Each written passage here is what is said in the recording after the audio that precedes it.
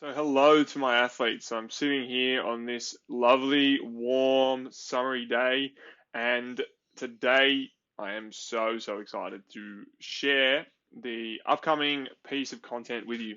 Now, this is a three-part series, and the introduction is going to be the same for each of the parts, but really, this guide is how you can work on your basketball IQ no matter where you are in the world, from the comfort of your own phone. You can basically have the world's best basketball coach in your pocket. And I know it sounds almost too good to be true, but I guarantee you that it is not. It is the secret that all of the greatest players of all time have utilized to really optimize their success. And that secret is watching film and watching game clips and understanding why watching film is the thing that will 10x your basketball development. I say in the last video that I really firmly believe that watching film and understanding how to watch film regularly can 2 to 5 times your basketball, and I'd probably extend that up to 10 times. It can really speed up your development when you know what you're looking for. And when you get into the habit of watching film, it only needs to take, you could take 5 minutes every now and again to watch a certain type of film, whether it was, watching the skill practice, as we talk about with the mirror neurons. And then some days you might take a 30-minute session to really critically analyze your own film. Other days you might take an hour to watch a whole game and critically analyze the pieces. Any kind of Mac or iPhone and stuff like that has the tools to be able to look through film, clip it up, and create your own highlight reels. And there's so many highlight reels available on YouTube now. There's literally no excuse for any player not to be watching film regularly. And I think the reason that most players don't do it is because they don't believe that it's going to work. I guarantee you it does work. The motor learning and the science behind it shows it. The fundamental concept behind watching film that allows us to improve is this idea of motor learning, particularly something known as a mirror neuron. So mirror neurons are really powerful and allow us to see something happening and then sort of replicate the same areas of the brain that would be being used when we're actually performing that skill. That helps us to become more familiar with a particular skill. And then there's the other component of basketball, and someone like LeBron James has actually been quoted as saying, when I play basketball, I don't actually feel like I'm playing basketball anymore. I'm simply expressing myself. And he's also said, I think the game a whole lot more than I play it. So at the highest level of basketball and at the higher levels of basketball, players aren't necessarily thinking about what they're doing. And when they're out there playing, they're sort of going, when they're actually acting and doing the skills, they're not necessarily thinking about the execution of it. What they're thinking about is the tactical, strategic components that go into the game. They instinctually know where their players are going to be. They know the plays. They don't have to think about the plays. They inherently cut in the right way. And it's because they've watched themselves play thousands and thousands of times. They've watched just about every scenario unfold in basketball. And that really is what basketball IQ is. It's understanding the fundamental patterns that repeat themselves in basketball and becoming more and more familiar with that. A really good analogy would be something like chess, where in chess, chess players simply watch things unfold, and by seeing that happen over and over again, they become better at chess. And in basketball, it's essentially the same thing. Obviously, there's an athletic component involved in it, but the basketball IQ element is so crucial. And watching film in the way that we're going to go through in this article and in these subsequent videos, depending on which part you're watching, will really help you to start to dig deeper into this. So I'm super excited to share it with you. I know it's going to have a massive impact, and I wish I only started doing this a year ago. I wish I had this when I first started out in my basketball career, and I would have avoided so many mistakes and enjoyed playing that much more.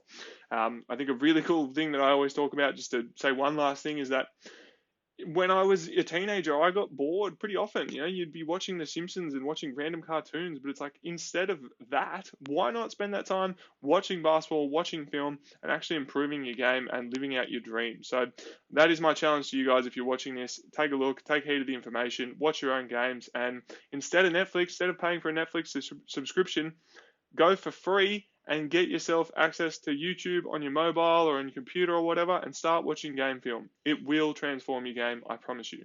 Alright guys, wanted to run through what I think is the most comprehensive guide to watching film you'll ever come across. And the idea for it really came about from, we've created the perfect training week and really encouraged you guys to be using the idea of the perfect training week in conjunction with your training.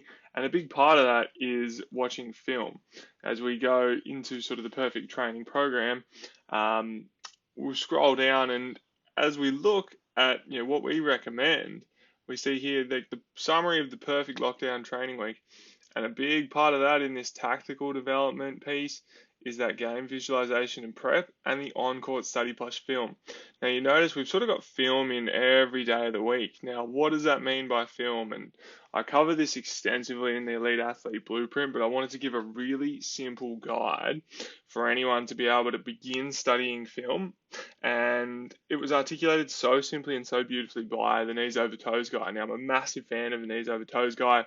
I've been doing his program for close to 18 months now, and I've seen amazing results. So I can't be enough of a proponent for this program, and I work very, very closely with this program in how I recommend physical preparation for all of the athletes that I work with.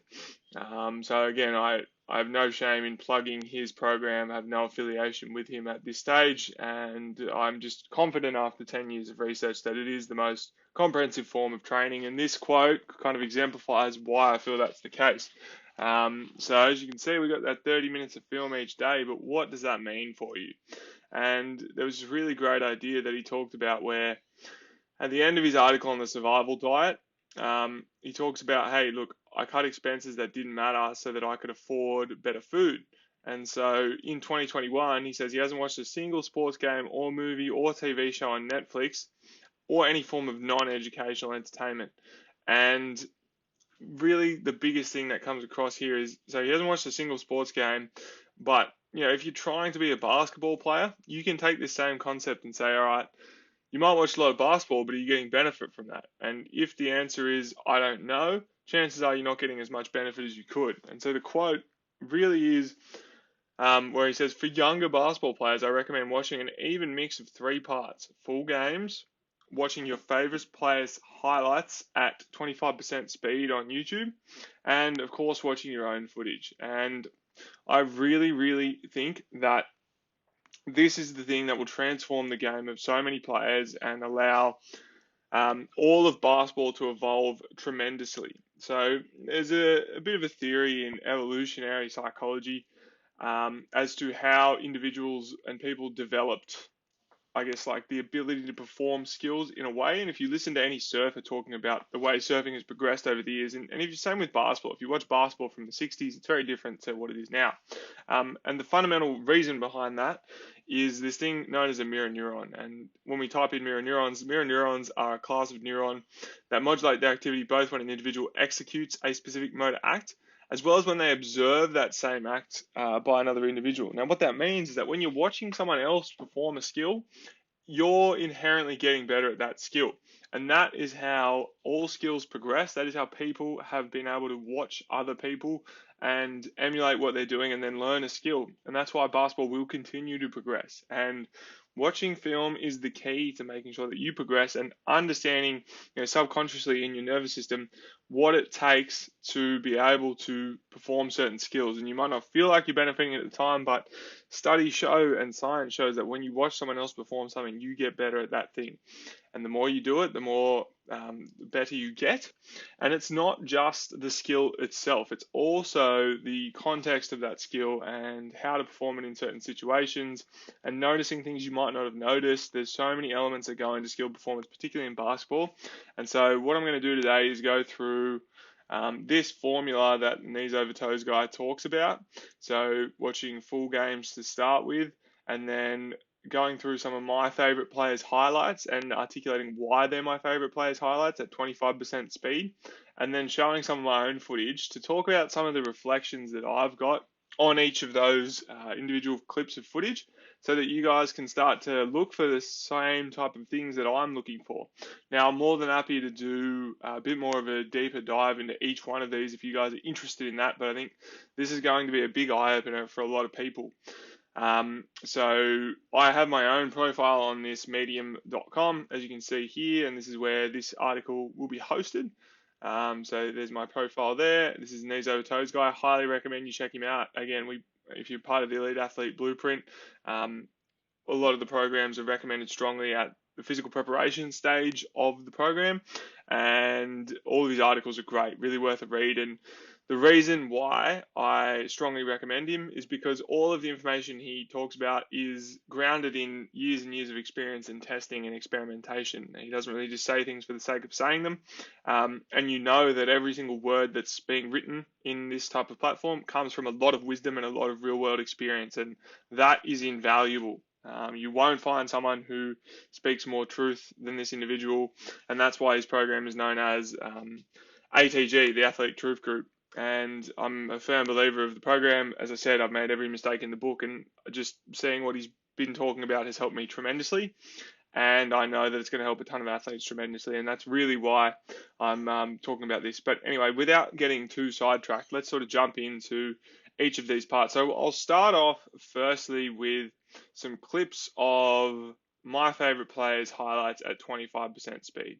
So firstly, my favorite player to watch, Luka Doncic, purely because he is the type of player that is not a great athlete by the NBA standards. Sure, he's a great athlete by the average standards, but in terms of the NBA, one of the worst athletes on the floor at all times, and yet he still dominates the NBA and is one of the most unstoppable scorers in the NBA and will continue to be that forever. And there are some things that he does that allows him to be able to do that against guys that are far superior athletically and genetically. Sure, he is 6'8", but compared to LeBron James, it is chalk and cheese in comparison. But what I want to go through is some things that I've been noticing recently as a result of watching Luka play at slow motion. So as we can see here, we're going through the clip, and Luka is coming off that pick there to get the screen. Now, apologies, that sped up when I went into full motion, but you can also watch it in fast motion, but you pick up things at another level in slow motion. And the advantage of watching it in slow motion is that you can start to put yourself in the shoes of the player and start to analyze the situation. And that's another advantage of actually pausing to see what's on the court and see the way the defense plays it, so you can see who might be open and what you would do if you were Luka. This gives you a bird's eye view that you just cannot get when playing the game of basketball. And most players, and I know myself, never really see and visualize the game like this.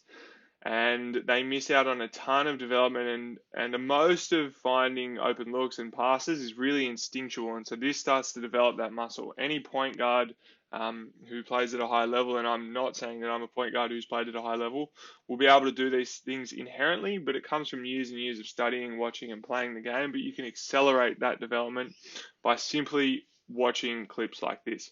So as we go through, Luka is pausing here, and then this is his patented move. So he's facing up the defender. He goes through a hip swivel and gets outside, and then you can see that offhand really working. See how the defender's like square on, so he knows he's got that lane to the basket there. So that hip swivel allows him to get freed up, and then using the offhand slightly, so he comes across here, dribble back through again, hip swivel, get outside the defender's hips, pause him so he doesn't move. So this is where he knows, okay, this is where he knows he can get the offhand there and push off, and he's using that offhand to push off. This is how he gets past every single defender. The offhand is the key to Luka Doncic's game.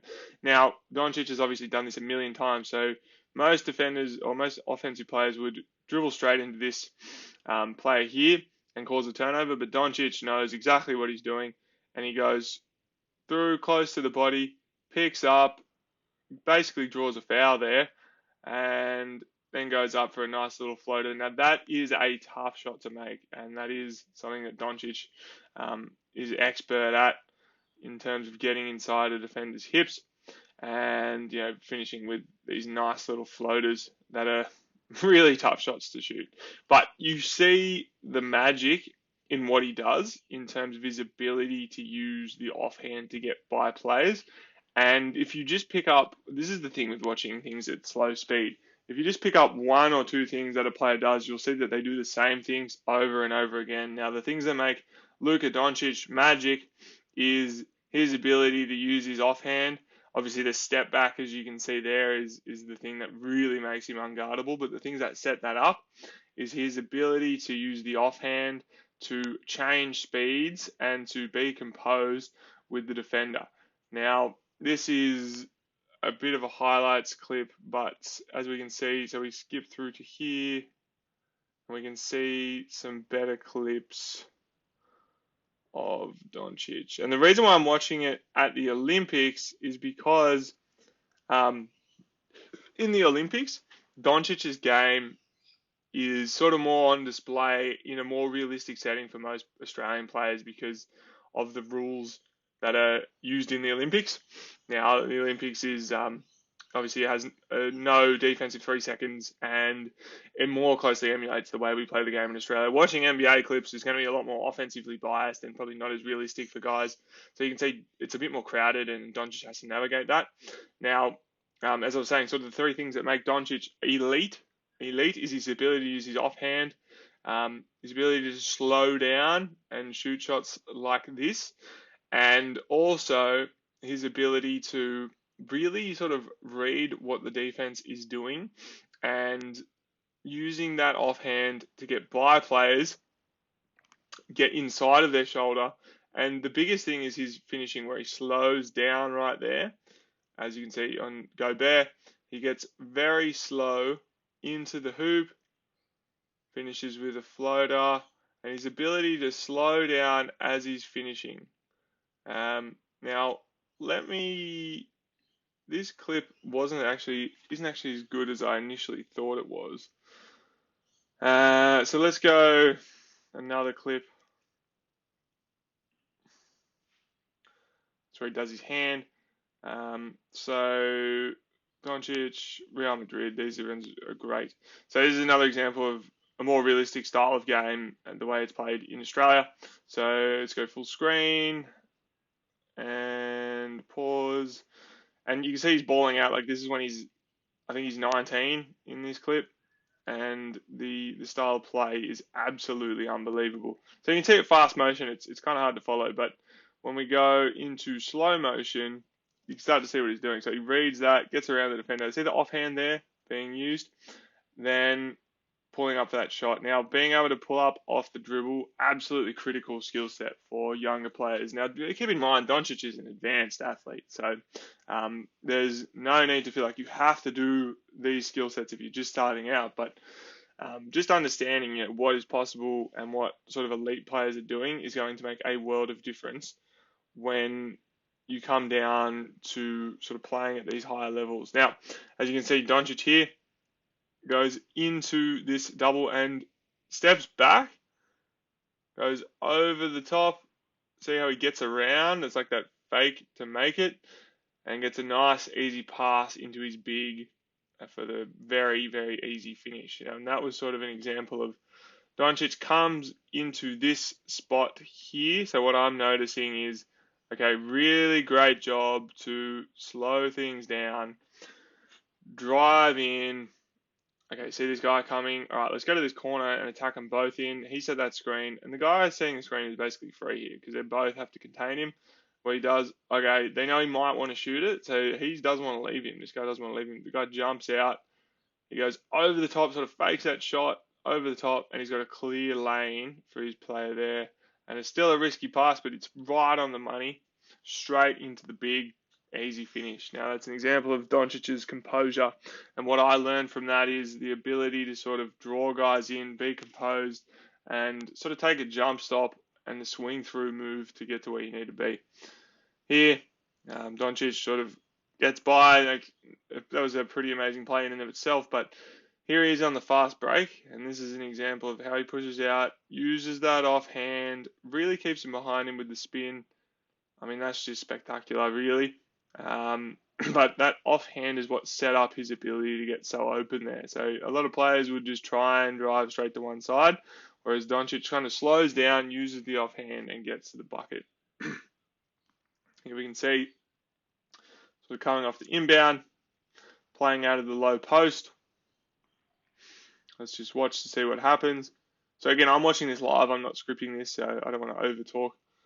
I mean, that's just a tough shot. Like, that's not quite realistic for a lot of younger players, but that is just a very tough shot that he's hit um, in a pivotal moment at the end of the quarter.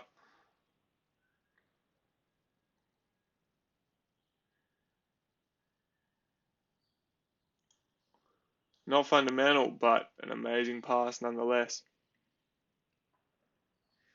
So what do we got? Going down the floor. And this is probably an example of where we'll see him slow down and simply get ahead and then jam that thing down. A lot of guys probably didn't know that Doncic could dunk it like that.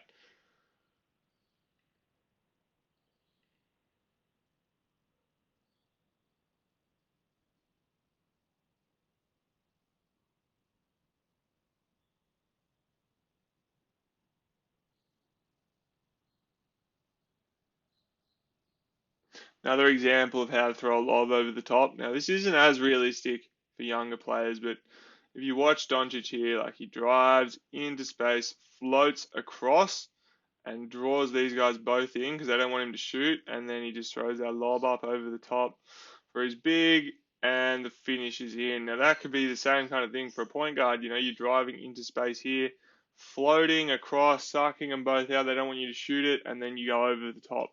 Great point guard play. Not quite as relevant for 3-on-3, but I really want to see some clips of Doncic using his offhand here. Now, I think he's going to shoot.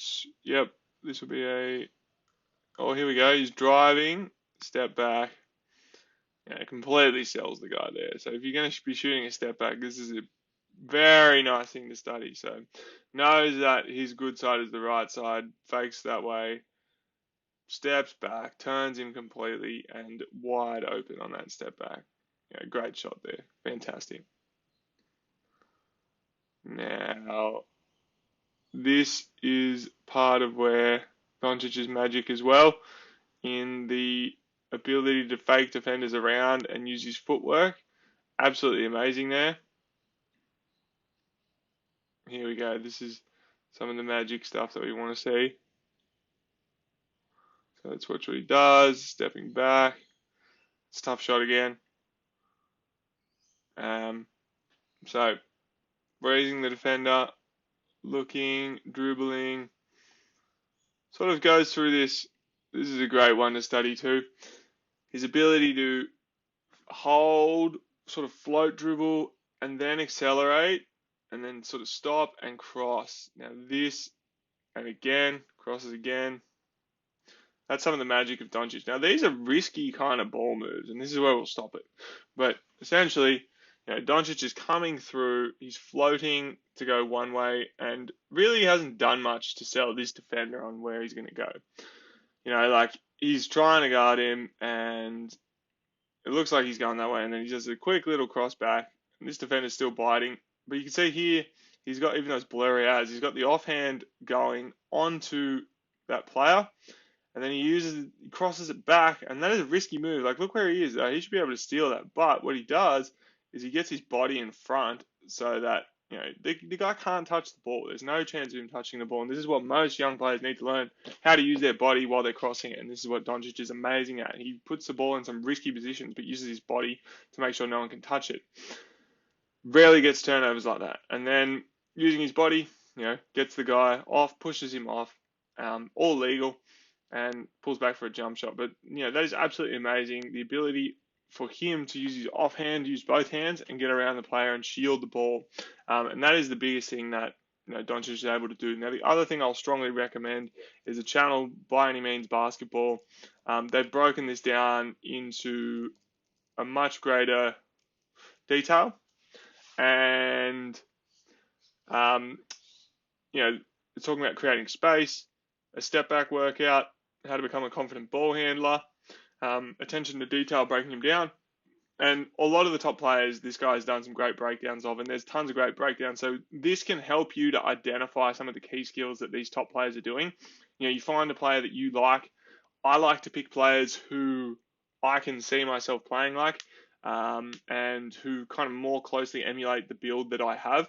And I don't really play a guard position. I'm a bit taller, not quite as fast, and sort of play in that wing position, but I know that in the NBA those wings are sort of 6'9" plus, so I'm 6'6". So I think physically, someone like Doncic is more attainable than someone like LeBron James, for example. And so learning the skills that Doncic has, if I did master those skills, you could see yourself potentially being able to have those same physical qualities as someone like Luka Doncic. And that for shorter players, you're probably going to want to study guards like Damian Lillard and Steph Curry. And I'll keep that in mind. Like, I really like watching Steph for shooting drills. Now, this is one of my favorite videos of watching Steph shooting, and watching someone shoot is exactly like the mirror neurons. And you can watch Steph here, and this is a clip that I suggest just watching in normal motion, because it's going to invoke those mirror neurons and allow you just to get significantly better at the skill of shooting. And you can watch Steph here, and it's just absolute fundamental shooting. And this video is sort of worth its weight in gold. In our shooting guide, I really encourage players to watch this, but it is absolute. It's amazing, really. It's just Steph sort of shooting, and you can see how accurate he is and how consistent he is. And watching this, can really invoke the skill of shooting really, really well and help you to nail your form, particularly when you compare your own footage to that. Now, another player I absolutely love to watch, and I'm not going to spend too long on this, is James Harden. And this clip is a lot better for sort of showing the things that we can study. But James Harden is really the king of isolation, and the reason why I didn't break down Harden is because, the game that he plays isn't quite realistic for a lot of players. Most players aren't going to be isolating at the top, scoring 40 points a game. But Harden is the absolute king of using the offhand and getting around players. He's a bit quicker than I will ever be, and sort of more of a freak athlete, and so that's why I didn't choose to focus on him. I think Doncic's style of game is a bit more attainable for a lot of players. But with that said, let's just break down a couple of Harden's moves. So, see Harden sizing up. He gets into this size up dribble. He's got Kyrie basically just sizing him up. See where he's looking. He's looking right at Kyrie, dribbling through the legs. Looks like he's going to go one way. Kyrie, he sees him moving, and then Kyrie reaches, and he's straight back, right by him with that offhand, and he's finishing for the dunk to Capella. That's amazing. It's classic Harden. Getting by, and just studying these kinds of moves is like, when you're practicing your dribbling, keeping in mind how Harden plays can really help you to start to master sort of ball handling and getting by players. There's a difference between ball handling and having handles, I guess. And having handles is, I guess, ball handling is just the ability to sort of handle the ball, but having handles is the ability to get by players and use the ball to actually get buckets. And that is what Harden is the master of, So you can see here he's sizing up Embiid, a bigger player. He knows he's got the speed advantage on him. Steps back, doesn't have the time to react. And that's where Harden's elite in his step back game. Ability to score those points. And that's just, talent, patented Harden. Coming down, watching this, seeing what he's doing. Sort of freezing the defender. Fakes with that dribble, steps back. This guy doesn't know what's happening. And as you can see there, once again, uses the offhand, gets right by him. Now, I'll break this down as the last move, but what I want to show is, look at all these series of dribbles. He's just constantly thinks Harden's going to step back, crabbing, sort of faking around, juking him, seeing which position he goes to, and trying to make him react. Usually you'd get a player to sort of tack that top foot, but because Harden's a lefty, he's always going to want to go left as a preference. If you tack that top foot, the player has to swivel back, and it's harder for him to get around, but he recognises that there's a help defense there. So Harden's right inside of him, and he's so low that he's got that step advantage, and then all he needs to do is use that hand there. So that hand is sort of slightly pushing on the hand of the defender and the hip of the defender, and it gives him that little bit of extra advantage to get by. And it's inside his elbow, and then he's inside of him, and this guy can't do anything to stop Harden there. And so once again, the offhand comes in absolutely key. Now, offhand by any means, great video on this as well, and it's one that this is sort of one of the hidden keys to ball handling. And in our ball handling progression, when we go, I'll show the article that I have written on that in ball handling. I really talk at length about the offhand and sort of put it as one of the more advanced skills to do with ball handling. So as we go through, ball handling right here, and I will show the table quickly. So as we go, offhand dribbling, level 9. So that's where I like to bring it in because there's a lot of things in the ball handling series that sort of need to be mastered before you can actually worry about multi-stimuli and getting the offhand involved. Like if you're not a great ball handler and you try to get the offhand involved, you're going to lose the ball, plain and simple. And so that's why it sort of comes after this two-ball dribbling and multi-stimulus. And so there's sort of 7 or 8 levels that need to be mastered before you can really start to think about using the offhand in the game, but understanding what players are doing is really going to be a key to getting you up to those next levels. And that's why sort of watching film will just help you to know what is possible with your basketball, and it's going to accelerate your development so much more. That's the thing that separates players from sort of where they're at now and just the training they're doing and making them better versus those who don't really get any better. Now, with that said, that's sort of how I like to watch my favorite players. Now, the other side of things that I really, really enjoy is watching full games and watching my own games. Now, I'm wary this is a pretty long video, so what I'll do is I'll do a separate breakdown of each of these. As always, thank you so much for tuning in. Just a quick little message from me, Ben Killen, the current number 2 ranked round 3 player in Australia. As you may or may not know, the content that exists within this sort of sits within the ultimate course that I've created, which is the Elite Athlete Blueprint, which is the course which really kind of breaks down the science of becoming an elite athlete. Now, if you're interested in more about that, you can check the link in the bio below, and that will have all the details you need as well as the associated resources. So thank you for tuning in. Hope you really enjoyed this tutorial on how to watch film, and it really helps you to level up your game.